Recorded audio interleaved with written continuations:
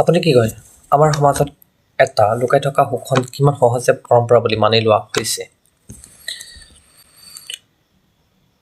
হয়, আপুনি ঠিকেই শুনিছে।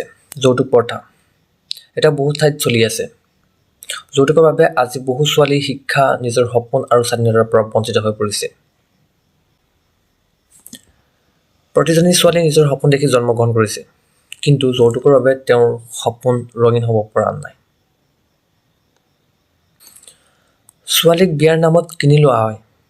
বহুত ঠাইত ছোৱালীক টকা বা উপহাৰ হিচাপে ধৰা হয়। মই ক'ব বিচাৰিছোঁ যৌতুকৰ নামত সংসাৰ কৰা।